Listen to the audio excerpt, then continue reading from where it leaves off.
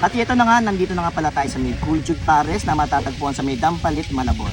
Napakasarap po kumain dito mga kabayaw, napaka-presko. Nakita nyo, palaisdaang kaliwat kanan.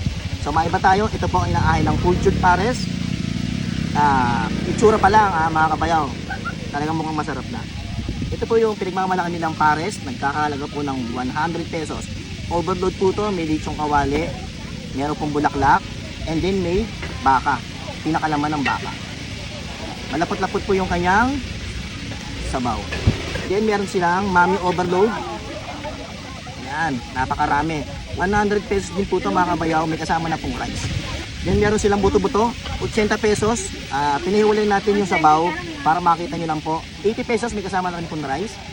At bukod dyan, meron silang bago. Ito po yung quarter chicken nila at yung yempo, nagkakalaga po ng 100 pesos. May kasama na rin pong rice to.